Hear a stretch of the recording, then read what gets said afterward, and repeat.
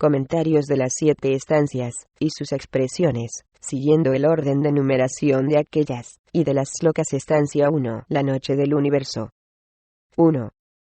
El Eterno Padre 1, envuelto en sus siempre invisibles vestiduras, había dormitado una vez más durante 7 eternidades. 1. El espacio. El Padre, el espacio, es la causa eterna, omnipresente de todo. La incomprensible deidad, cuyas invisibles vestiduras son la raíz mística de toda materia, y del universo. Es el espacio la única cosa eterna que podemos fácilmente imaginar, inmutable en su abstracción, y sobre la que no ejerce influencia ni la presencia, en ella, ni la ausencia de cualquier universo objetivo. No tiene dimensión en ningún sentido, y existe por sí mismo. El espíritu es la primera diferenciación de aquello, que es la causa, sin causa así del espíritu como de la materia. Según enseña el catecismo esotérico, no es ni el vacío sin límites, ni la plenitud condicionada, sino ambas cosas. Fue y siempre será. Así, las vestiduras vienen a expresar el no humano de la materia cósmica no diferenciada. No es la materia tal como nosotros la conocemos, sino la esencia espiritual de la materia. Y en su sentido abstracto es coeterna, y aún una con el espacio. La naturaleza raíz es también la fuente de las propiedades sutiles e invisibles de la materia visible. Es, por decirlo así, el alma del espíritu único e infinito. Los indos la llaman Mula Prakriti, y dicen que es la substancia primordial, la cual es la base del upadhi vehículo de todos los fenómenos, sean físicos, psíquicos o mentales. Es el principio del que irradia el akasa. Las 7 eternidades significan nuevos periodos. La palabra eternidad, según la entiende la teología cristiana, no tiene significación para los asiáticos, si se exceptúa su aplicación a la existencia única. Ni la palabra sempiterno, que es lo eterno solamente con relación al porvenir, es otra cosa que una expresión errónea. 2. Semejantes palabras no existen, ni pueden existir en la metafísica filosófica, y fueron desconocidas hasta el advenimiento del cristianismo clerical. Las 7 eternidades significan los 7 períodos de un manvantara, o sea un espacio de tiempo correspondiente a la duración de estos 7 períodos, y comprenden toda la extensión de un Makalpa o gran edad 100 años de Brahma, haciendo un total de 311.040.000.000 de años. Cada año de Brahma se compone de 360 días, y de igual número de noches de Brahma, calculando conforme al Chandrayama, o año lunar. Y un día de Brahma se compone de 4.320.000.000 de nuestros años. Estas eternidades pertenecen a los cálculos más secretos, en los cuales, para llegar al verdadero total, cada cifra debe ser 7x, variando 10. Según la naturaleza del ciclo en el mundo real o subjetivo, y refiriéndose o representando, cada una de las cifras son números. Los diversos ciclos, desde el más grande hasta el más pequeño, en el mundo ilusorio u objetivo, deben necesariamente ser múltiplos de 7. No puede darse la clave de todo esto, porque en ello va envuelto el misterio de los cálculos esotéricos, y para los fines del cálculo ordinario, no tiene ningún sentido. El número 7 dice la Cábala es el gran número de los misterios divinos. El número 10 es el de todos los conocimientos humanos, la década pitagórica. 1000 es el número 10 elevado a la tercera potencia, y por lo tanto el número 7000 es también simbólico. En la doctrina secreta, la cifra 4 es el símbolo masculino únicamente en el plano más elevado de la abstracción. En el plano de la materia, el 3 es el masculino, y el 4, el femenino, la línea vertical, y la horizontal en el 4º grado del simbolismo, en que los símbolos se convierten en jeroglíficos de los poderes generadores en el plano físico. 2. En el libro 2, C8 del Vishnu Purana, se declara por inmortalidad, se entiende la existencia hasta el fin del Kalpa. Y Wilson, su traductor, observa en una nota esto: según los Vedas, es todo lo que debe comprenderse de la inmortalidad o eternidad de los dioses. Estos perecen al final de la disolución universal o pralaya. Y la filosofía esotérica dice ellos no perecen, sino que son reabsorbidos. 2. El tiempo no existía, pues yacía dormido en el seno infinito de la duración.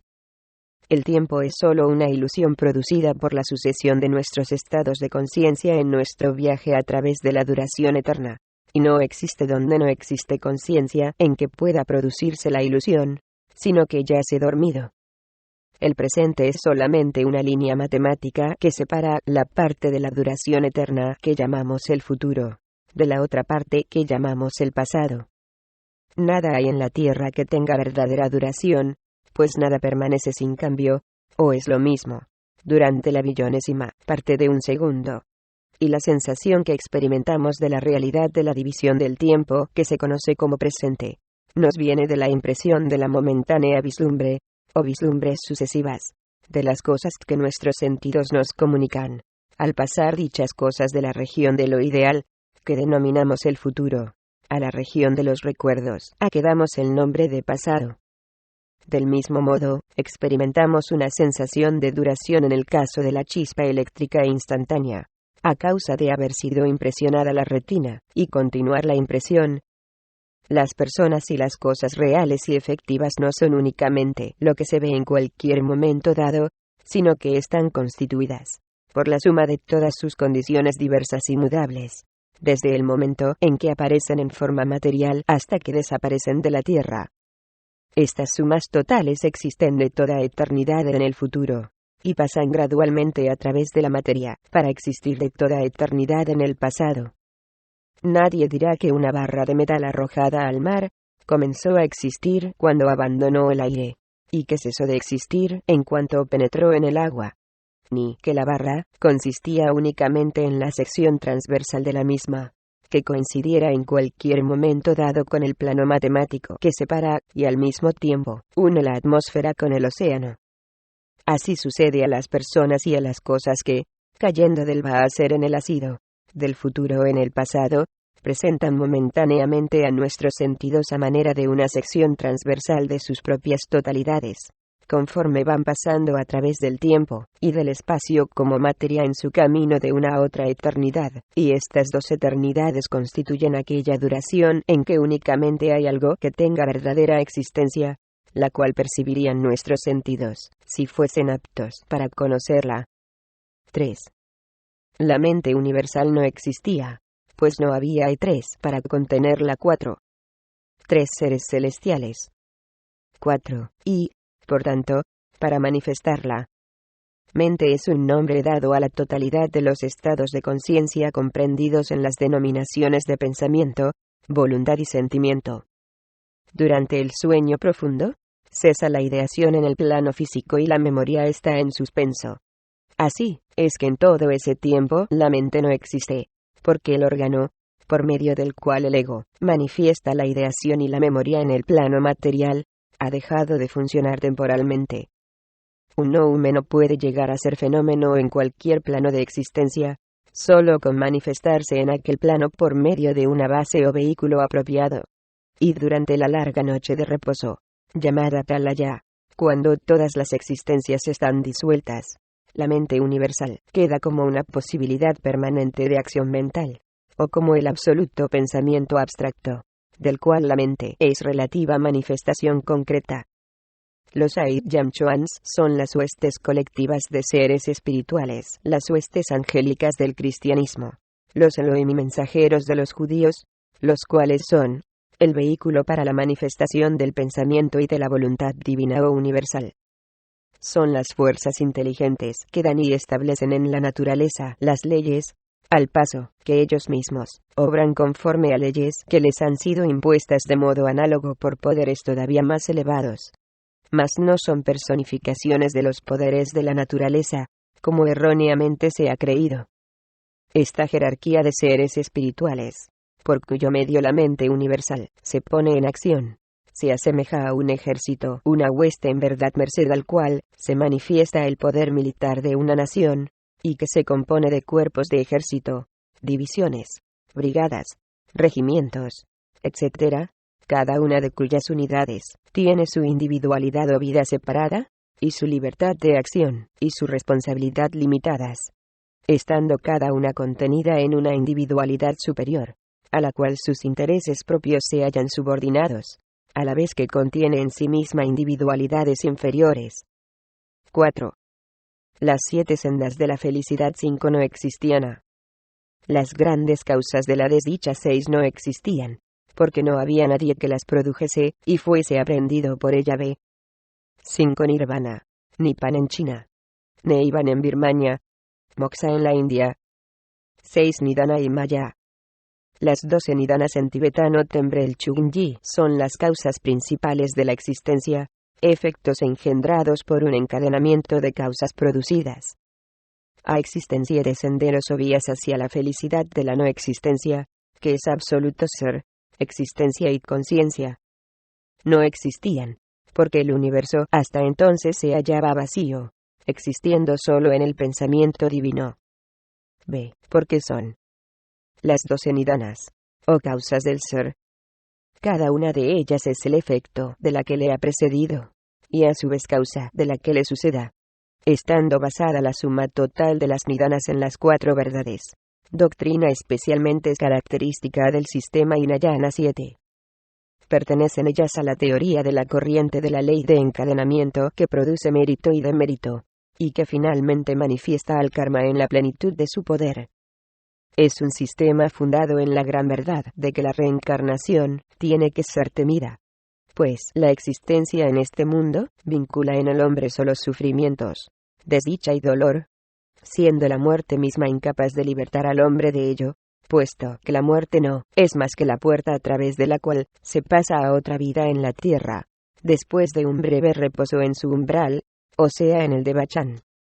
El sistema Hinayana o escuela del vehículo pequeño es de origen muy antiguo, al paso que el Mahayana, o escuela del gran vehículo, pertenece a un período posterior, habiendo tenido origen después de la muerte de Buda.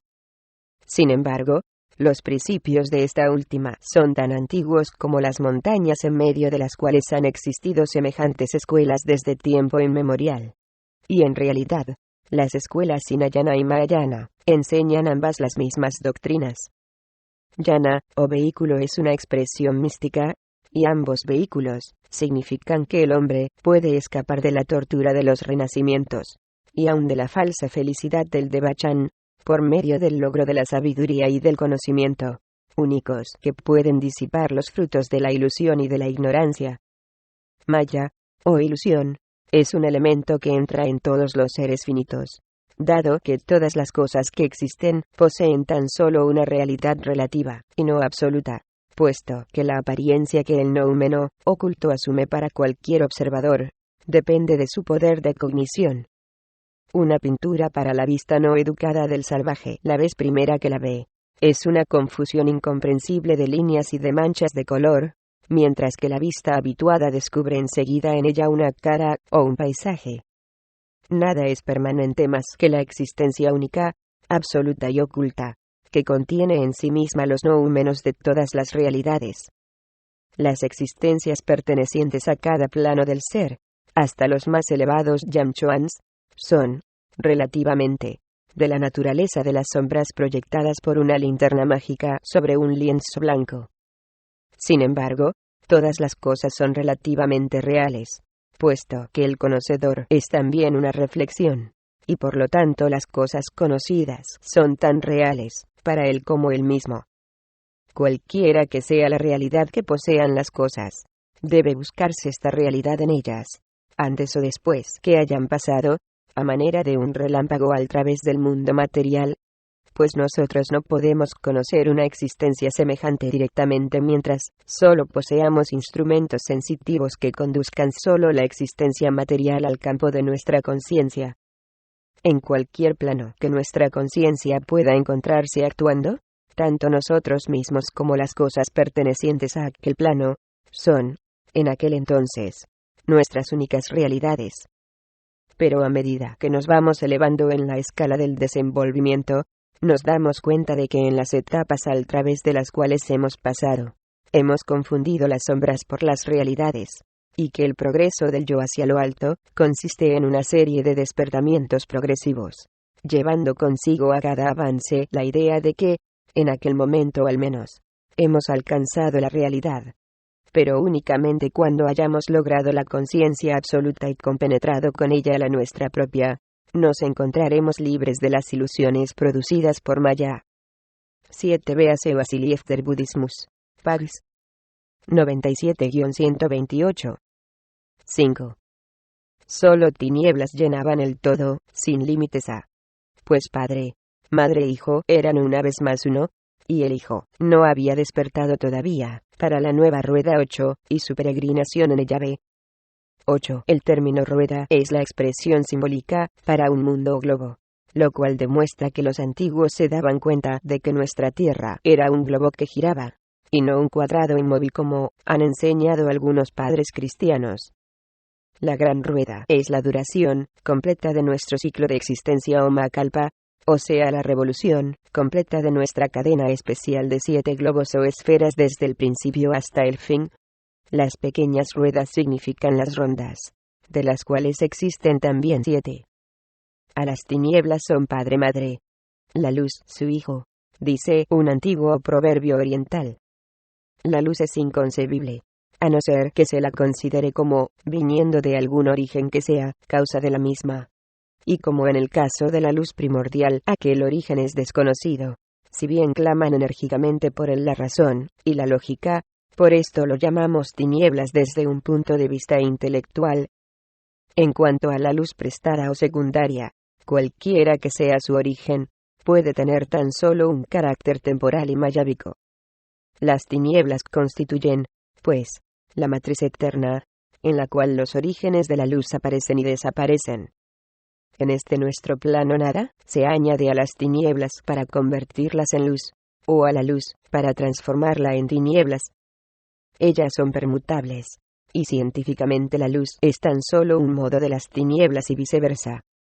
Sin embargo, ambas son fenómenos del mismo noúmeno, el cual es tinieblas absolutas para la mente científica, y tan solo un obscuro crepúsculo para la percepción de la generalidad de los místicos. Si bien para el ojo espiritual del iniciado es la luz absoluta. El que percibamos más o menos la luz que brilla en las tinieblas, es cosa que depende de nuestro poder de visión. Lo que es luz para nosotros, es tinieblas para ciertos insectos. Y el ojo del clarividente ve iluminación allí, en donde el ojo normal tan solo percibe obscuridad.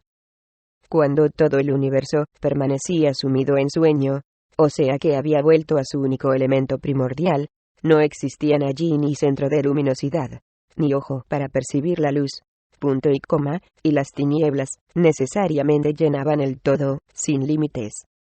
B. El padre y la madre son los principios masculino y femenino en la naturaleza raíz. Los polos opuestos que se manifiestan en todas las cosas en cada plano del cosmos, o espíritu y substancia en un aspecto menos alegórico, cuya resultante es el universo, o el hijo. Son una vez más uno, cuando en la noche de Brahma, durante el Pralaya, todo en el universo objetivo ha vuelto a su causa única, eterna y primaria, para reaparecer a la siguiente aurora, como lo hace periódicamente. Karana, la causa eterna, estaba sola. Para expresarlo con mayor claridad, Karana permanece sola durante las noches de Brahma. El universo anterior objetivo se ha disuelto en su causa única, eterna y primaria, y por decirlo así, se mantiene en disolución en el espacio, para diferenciarse otra vez, y cristalizarse de nuevo a la siguiente aurora manvantárica, que es el principio de un nuevo día, o nueva actividad de Brahma, símbolo de un universo.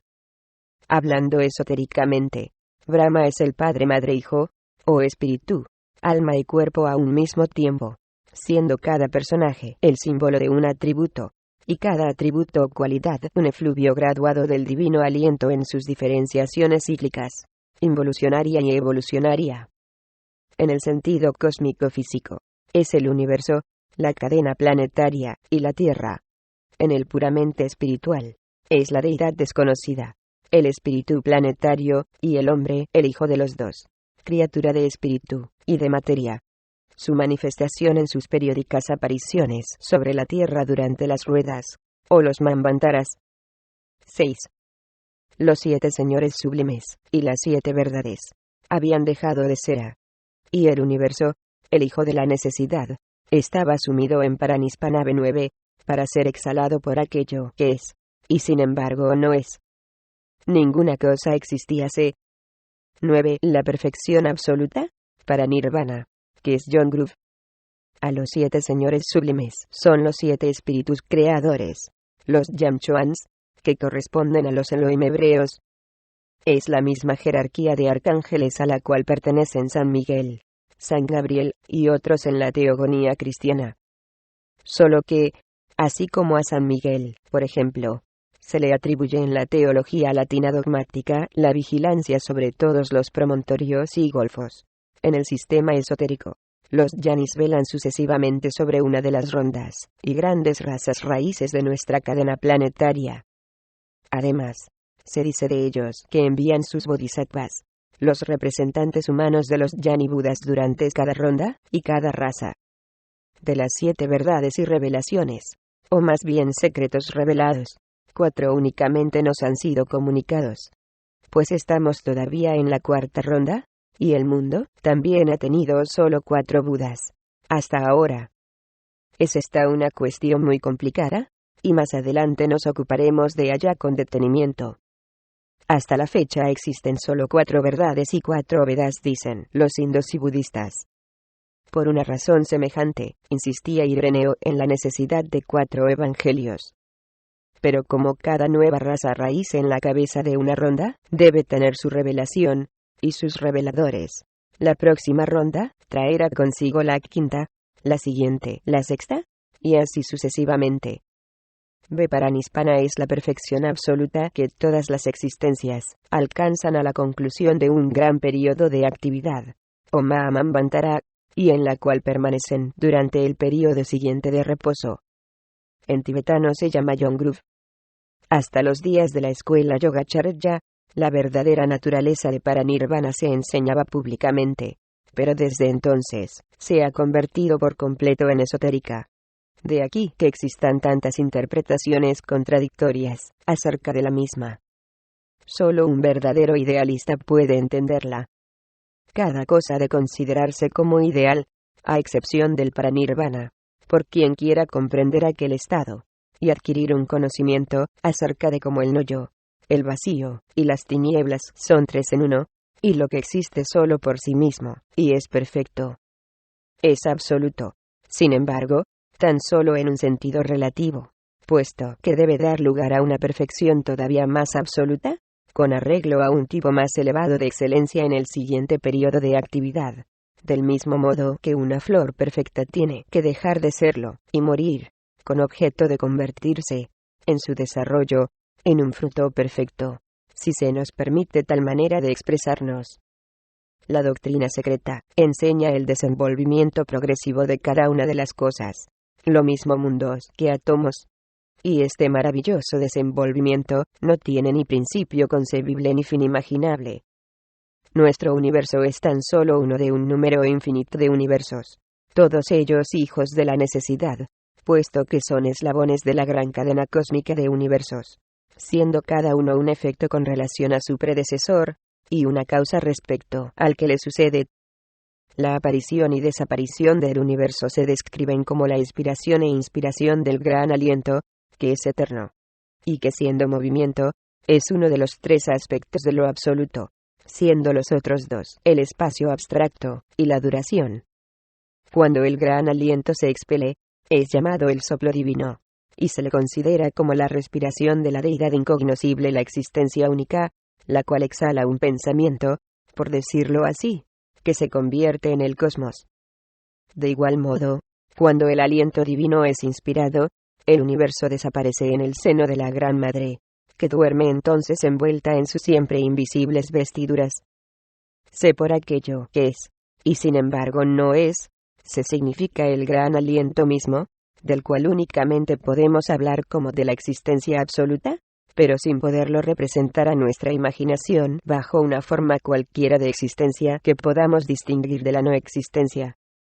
Los 3 períodos, el presente, El pasado y el futuro son en filosofía esotérica un tiempo compuesto, pues los tres son un número compuesto únicamente con relación al plano fenomenal, pero en la región del no húmeno no tienen validez abstracta. Como dicen las escrituras, el tiempo pasado es el tiempo presente, así como también el futuro, el cual, si bien no ha entrado todavía en existencia, sin embargo es, según un precepto de la enseñanza Prasanga Madhyamika, cuyos dogmas han sido siempre conocidos desde que se separó de las escuelas puramente esotéricas 10. Nuestras ideas, en resumen, acerca de la duración y del tiempo, son todas derivadas de nuestras sensaciones, con arreglo a las leyes de asociación, enlazadas de modo incomprensible con la relatividad del humano conocimiento. No pueden, sin embargo, poseer existencia alguna, excepto en la experiencia del yo individual, y perecen cuando su marcha evolutiva disipa el maya de la existencia fenomenal, que es, por ejemplo, el tiempo, sino la sucesión panorámica de nuestros estados de conciencia. He aquí las palabras de un maestro: me siento exasperado al tener que emplear estas tres palabras desdichadas: pasado, presente y futuro. Pobres conceptos de las fases objetivas del subjetivo todo, tan mal adaptadas, para el objeto como un hacha, para labor escultórica delicada. Es un axioma filosófico, hay que alcanzar Paramartha para no convertirse en fácil presa de Sambriti 11. 10 Beaset Sungariam Manikumbum, el libro de los 10.000 preceptos. Consúltese también de Ergudimus de Wasiliev, Pags 327 y 557. Etc. 11. Para expresarlo con mayor claridad tiene uno que adquirir la verdadera conciencia de sí mismo, para comprender Sambriti, o el origen de la ilusión. Paramartha es el sinónimo del término Svasambedana, o la reflexión que se analiza a sí misma. Existe una diferencia en la interpretación del significado de Paramartha entre los Yogachayas y los Madhyamikas, ninguno de los cuales, sin embargo, explica el sentido real, verdadero y esotérico de la expresión. 7. Las causas de la existencia habían sido destruidas a lo visible que fue, y lo invisible que es, permanecían en el eterno no ser el único ser B. A las causas de la existencia no significan solamente las causas físicas conocidas por la ciencia, sino las causas metafísicas, la principal de las cuales es el deseo de existir, una resultante de Nidana y de Maya. Este deseo de una vida senciente se manifiesta por sí mismo en cada una de las cosas, desde un átomo a un sol, y es una reflexión del pensamiento divino impulsado a la existencia objetiva en forma de una ley para que el universo pueda existir.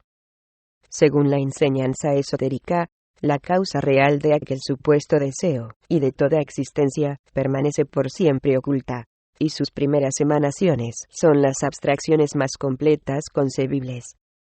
Estas abstracciones deben por necesidad presuponerse como la causa del universo material que por sí mismo se presenta a los sentidos y a la inteligencia, y son el fundamento de los poderes secundarios y subordinados de la naturaleza, que han sido antropomorfizados y adorados como Dios, y como dioses por la muchedumbre vulgar de cada época.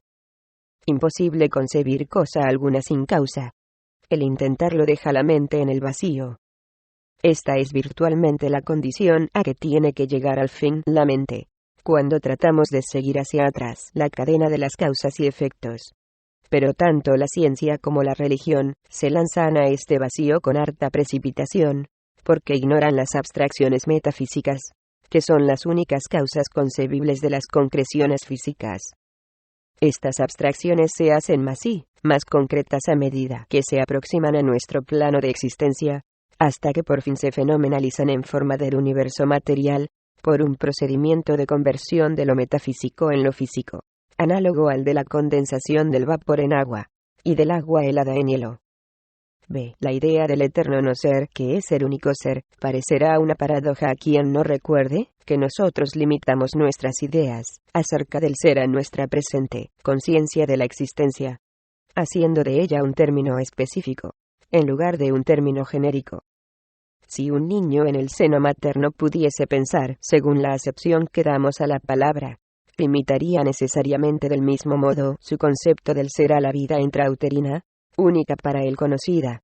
Y si tratase de expresar para su conciencia la idea de la vida después del nacimiento para el muerte, probablemente, dada la carencia de datos en que fundarse, y de facultades para comprenderlos, expresaría aquella vida como no ser que equivale a ser o existencia real. En nuestro caso, el ser uno es el no humano de todos los no humanos que sabemos tienen que existir bajo los fenómenos, dándoles la sombra de realidad, cualquiera que sea, que posean, pero que no podemos conocer por faltarnos en la actualidad los sentidos o inteligencia propios para ello. Los átomos impalpables de oro contenidos en una tonelada de cuarzo aurífero pueden ser imperceptibles para el ojo del minero, y sin embargo, no solo conoce que allí se hallan, sino que sabe también que solo ellos dan al cuarzo un valor apreciable. Y esta relación del oro al cuarzo puede sugerir una ligerísima idea de la del no humano al fenómeno. Solo que el minero sabe cuál será el aspecto que presentará el oro cuando haya sido extraído del cuarzo, al paso que el común mortal no puede formar concepto de la realidad de las cosas separadas del maya que las vela, y en el que están ocultas. El iniciado únicamente, rico con la sabiduría adquirida por las generaciones innumerables de sus predecesores, dirige el ojo de Dangma hacia la esencia de las cosas, en la cual no puede maya tener influencia alguna. En este punto es donde las enseñanzas de la filosofía esotérica, en relación con las nidanas y las cuatro verdades, asumen la mayor importancia, pero son secretas. 8. La forma una de existencia, sin límites, infinita, sin causa, se extendía sola en sueños sin ensueños b. Y la vida palpitaba inconsciente en el espacio universal, en toda la extensión de aquella omnipresencia que percibe el ojo abierto de Dangma 12. 12 en la India, se le llama el ojo de Siva. Pero más allá de la gran cordillera, es conocido en la fraseología esotérica por el ojo abierto de Dangma.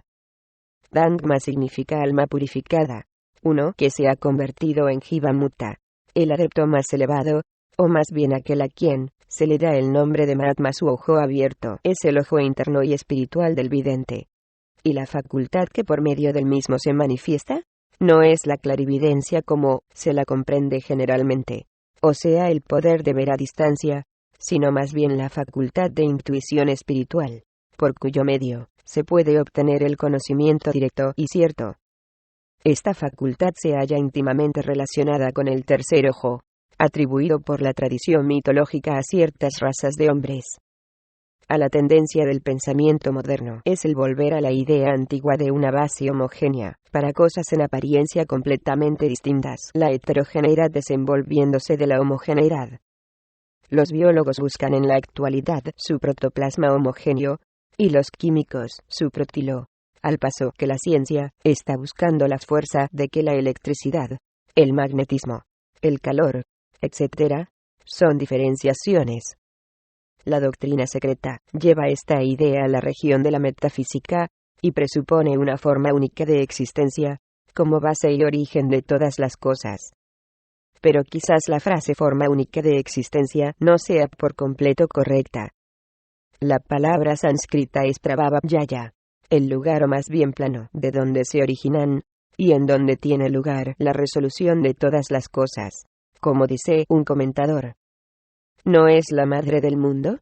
Como traduce Wilson 13. Porque Jagat Yoni, como demuestra Fitzedward, es más bien que la madre del mundo, o la matriz del mundo, la causa material del mundo. Los comentadores puránicos la explican por Karana, la causa. Pero la filosofía esotérica lo hace por el espíritu ideal de aquella causa. En su estado secundario, es el Svabhavat del filósofo budista, la eterna causa y efecto, omnipresente, y sin embargo abstracta. La esencia plástica existente por sí misma, y la raíz de todas las cosas, considerada en el mismo doble sentido que el Vedantino considera a su Parabrahman y Mula Prakriti, lo uno bajo dos aspectos. Parece a la verdad extraordinario encontrar a grandes sabios especulando acerca de la posibilidad de que la Vedanta, y especialmente el Uttaramimamsa, hayan sido sugeridos por las enseñanzas de los budistas, Mientras que, por el contrario, el budismo, las enseñanzas de Gautama el Buda, fueron las sugeridas, y por completo edificadas sobre los principios de la doctrina secreta, que intentamos esbozar, siquiera sea en parte, y sobre la cual se apoyan también los Upanishads 14. Lo anterior según las enseñanzas de Sri Sankaracharya 15, es innegable.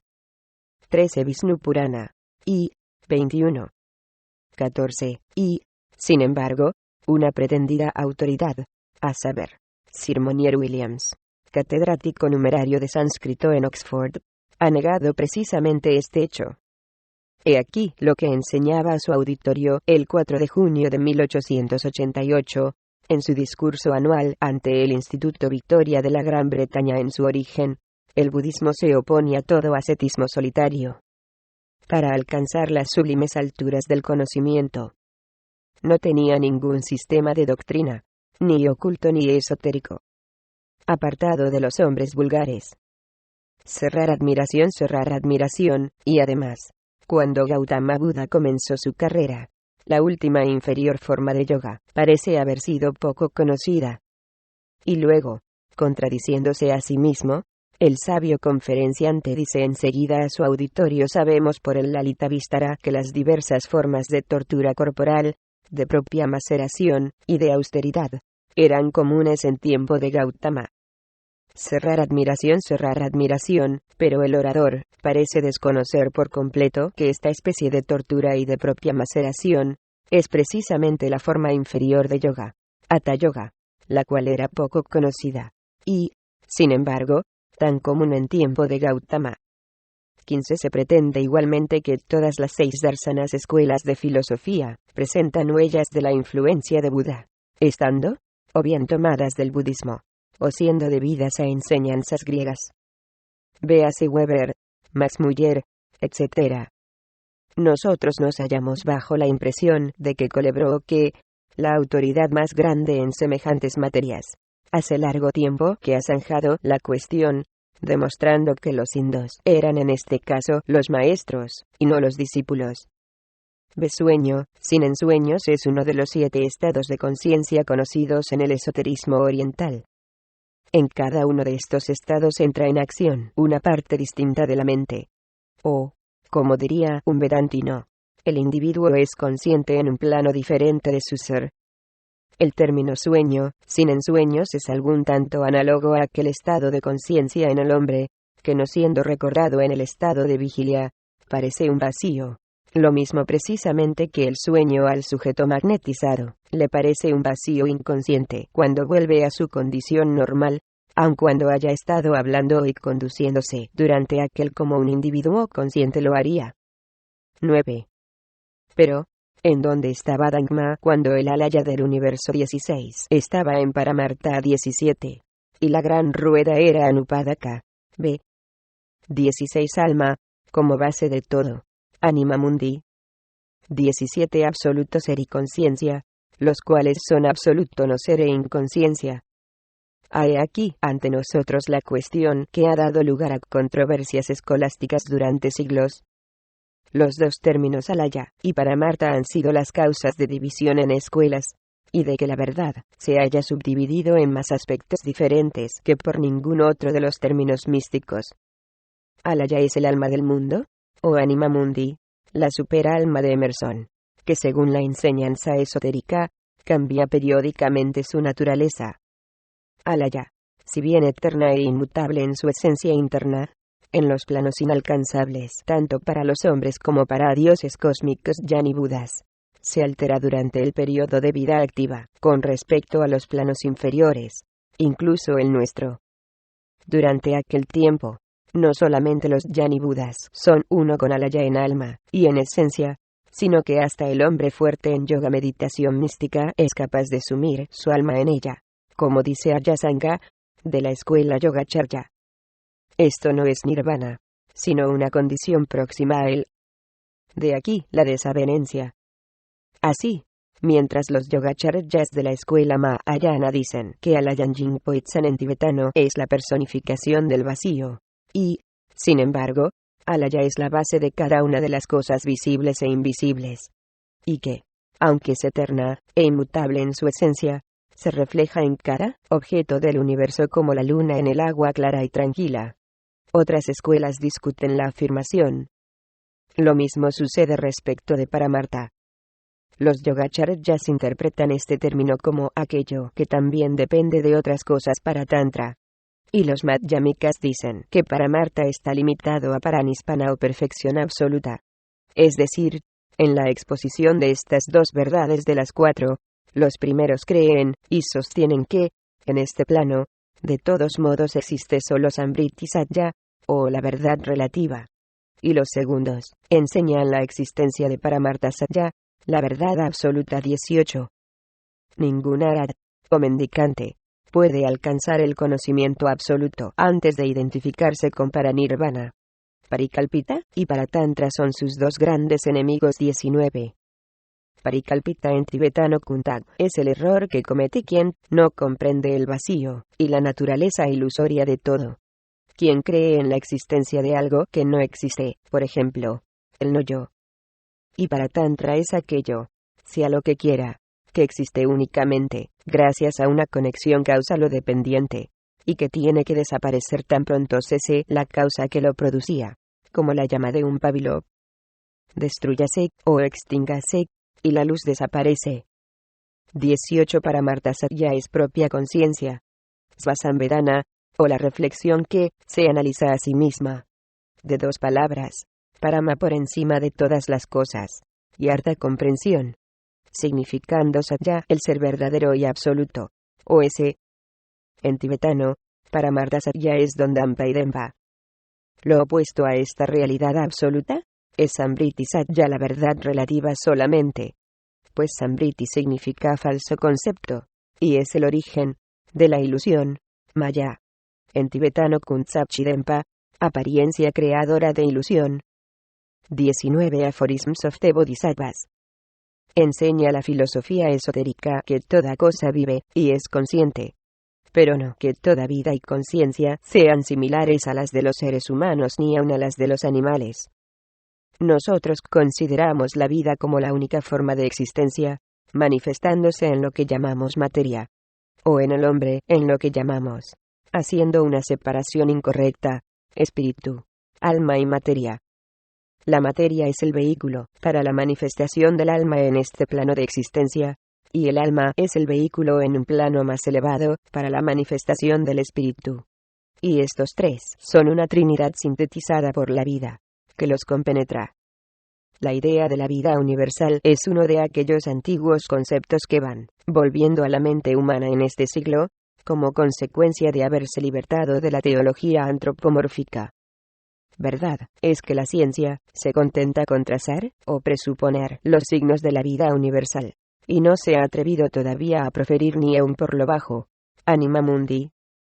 La idea de la vida cristalina, en la actualidad familiar a la ciencia, hace medio siglo hubiera sido despreciada. Los botánicos buscan ahora los nervios de las plantas.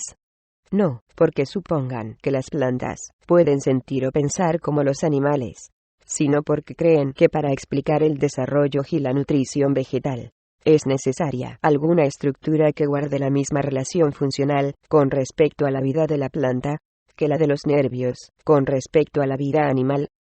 Muy difícil parece que sea posible a la ciencia engañarse por mucho más tiempo por el mero uso de términos tales como fuerza y energía, respecto del hecho de que las cosas animadas son vivientes, ya sean átomos o planetas.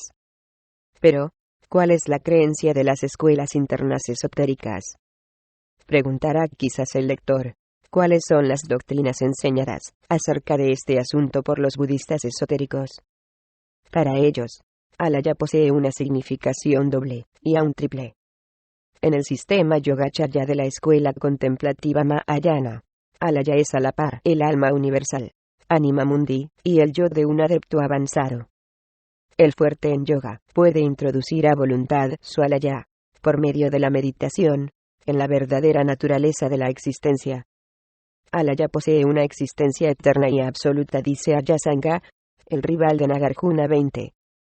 En un sentido es Pradhana, que en el Vishnu Purana se haya explicado como la causa no desenvuelta, que los más grandes sabios denominan enfáticamente pradhana, la base original, la cual es prakriti sutil, o sea lo eterno, y lo que a un mismo tiempo resulta o comprende en sí lo que es y lo que no es, o es mera evolución. 21. La causa continua, que es uniforme, y a la vez causa y efecto, llamada por los que conocen los primeros principios pradhana y prakriti, es el incognoscible Brahma que era antes de todo. 22. Es decir, Brahma no crea ni produce la evolución misma, sino exhibe solo varios aspectos de sí mismo, uno de los cuales es prakriti, un aspecto de pradhana. Prakriti, sin embargo, es una palabra incorrecta, y Ala ya lo explicaría mejor. Pues prakriti no es el incognoscible Brahma. Es un error de quienes desconocen la universalidad de las doctrinas, ocultas desde la cuna misma de las razas humanas, y especialmente por parte de aquellos sabios que rechazan hasta la idea de una revelación primordial, enseñar que el anima mundi, la vida una, o alma universal, fue dada a conocer solo por Anaxágoras, o durante su época. Este filósofo dio a luz la enseñanza sencillamente para combatir los conceptos de Demócrito sobre cosmogonía, en exceso materialistas, basados en la teoría exotérica de los átomos impulsados ciegamente. Anaxágoras de Clasómene no fue su inventor, fue tan solo su propagador, como lo fue también Platón. Lo que él llamaba inteligencia mundana, el gnos, ¿no? El principio que, según sus opiniones, existe absolutamente separado y libre de la materia, y obra con arreglo a propósitos, era llamado el movimiento, la vida una, o Jivatma, en la India, edades anteriores al año 500 a.C. Solo que los filósofos arios no dotaron jamás a este principio, que para ellos es infinito, con el finito atributo de pensar. 23. 20. Ayasanga fue un adepto precristiano y fundador de una escuela esotérica budista, a pesar de que Exomadecoros le coloca, por razones que él sabrá, en el siglo VII de la era cristiana. Ha existido otro Ayasanga que vivió durante los primeros siglos de nuestra era, y lo más probable es que el sabio húngaro los confunda. 21. Vishnu Purana. Y. Pag. 20. 22. Vishnu Purana. Wilson. Y. 21. Citado del Vayu Purana. 23. Quiero decir propia conciencia finita. ¿Por qué? ¿Cómo puede lo absoluto alcanzarla, sino simplemente como un aspecto, de los cuales, el más elevado de los que conocemos, es la conciencia humana? Esto conduce naturalmente al espíritu supremo de Hegel y de los trascendentalistas alemanes, y presenta un contraste que puede ser útil señalar. Las escuelas de Schelling y de Fichte han divergido mucho del concepto arcaico y primitivo de un principio absoluto, y han reflejado tan solo un aspecto de la idea fundamental de la Vedanta. Hasta el Absoluter Geist 24, sugerido vagamente por von Hartmann en su filosofía pesimista de lo inconsciente, si bien es quizás la mayor aproximación de la especulación europea a las doctrinas advaitindas, sin embargo, dista también mucho de la realidad. 24. Espíritu absoluto, N de los traductores. Según Hegel, lo inconsciente jamás habría emprendido la vasta y laboriosa tarea de desenvolver el universo, más que con la esperanza de alcanzar clara conciencia de sí mismo. Con relación a esto debe tenerse presente que al hablar del espíritu, término que los panteístas europeos emplean como equivalente de para Brahman, y llamarle inconsciente, no dan ellos a esta expresión la significación indirecta que generalmente implica. Se emplea a falta de un término más apropiado para simbolizar un profundo misterio. La conciencia absoluta tras los fenómenos, nos dicen que se denomina inconsciencia, únicamente por razón de la ausencia de todo elemento de personalidad, y trasciende al concepto humano. El hombre, incapaz de formar un solo concepto, a no ser relativo a fenómenos empíricos, es impotente, a causa de la constitución misma de su ser, para levantar el velo que cubre la majestad de lo absoluto. Solo el espíritu en libertad es capaz de comprender, aunque de un modo vago, la naturaleza de su propio origen, al cual debe volver eventualmente. Puesto que el más elevado Yamchuans, después de todo, tiene que humillarse en su ignorancia ante el soberano misterio del ser absoluto. Y puesto que aun en esta culminación de la existencia consciente, o sea al sumirse la conciencia individual en la universal, usando una frase de Fichte, lo finito no puede concebir lo infinito, ni puede aplicarse su propia clase de experiencias mentales. ¿Cómo puede decirse que lo inconsciente y lo absoluto puedan tener ni siquiera un impulso instintivo o esperanza de alcanzar clara conciencia de sí mismo? 25. Jamás admitiría un vedantino esta idea hegeliana. Y el ocultista diría que se aplica perfectamente al mar despierto, a la mente universal, ya proyectada en el mundo fenomenal como aspecto primero del inmutable absoluto, pero jamás a este último. Según se nos enseña, el espíritu y la materia, o purusa y prakriti, son tan solo los dos aspectos primordiales del uno, y sin segundo. 25. Véase Handbook of the History of Philosophy de Schwegler en la traducción de Sterling, Pag. 28. Nos, el motor de la materia, el alma animadora, inmanente en todos los átomos, manifestada en el hombre, latente en la piedra, posee diferentes grados de poder.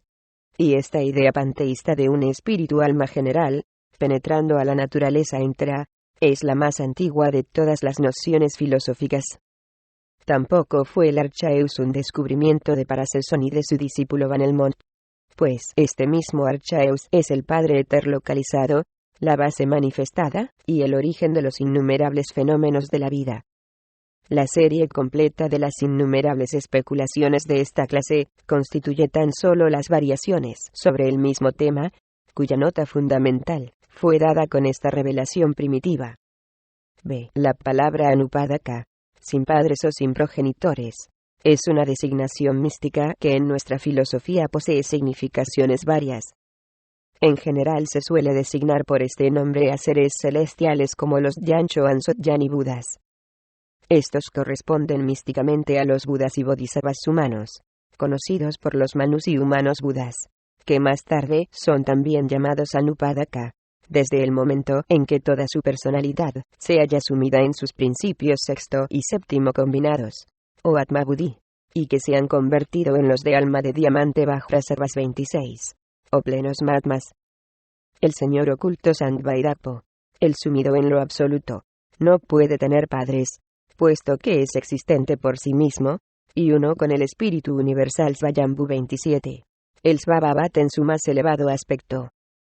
El misterio de la jerarquía de los Anupadaka es grande, siendo su ápice el espíritu alma universal, y constituyendo su peldaño inferior los Manus y Buda. Y aun cada hombre dotado de alma es un Anupadaka en estado latente. De aquí el empleo de la expresión, la gran rueda del universo era Anupadaka, cuando se habla del universo en su condición informe, eterna o absoluta, antes que fuera formado por los constructores. 26. Vajrapani o Vajradhara, significa poseedor del diamante. En tibetano Dorje Sempa, Sempa, significando el alma, y su cualidad diamantina, se refiere a su indestructibilidad en lo futuro. La explicación con respecto a Anupadaka dada en el Kala Chakra, el primero en la división Yud del Kanjur, es semi-esotérica. Ha conducido a los orientalistas a especulaciones erróneas respecto de los Yani Budas y sus correspondencias terrenas, los Manus y Budas. La significación verdadera, hállase indicada en un volumen subsiguiente, y será explicada con mayor extensión en su lugar debido.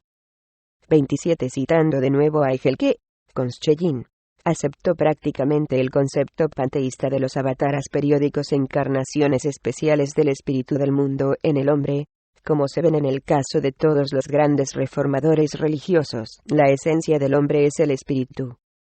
Únicamente despojándose de su modo de ser finito, y rindiéndose por propia voluntad a la pura conciencia de sí mismo, es como alcanza la verdad. Cristo hombre, como hombre en quien la unidad de Dios hombre identidad de la conciencia individual con la universal, según lo enseñado por los vedantinos y algunos advaitis se manifestaba, ha presentado en su muerte, y en su historia en general, la historia eterna del espíritu, historia que cada hombre tiene que llevar a la práctica en sí mismo, con objeto de existir como espíritu. Philosophy of History. Traducción inglesa de Cibre E. Pag. 340.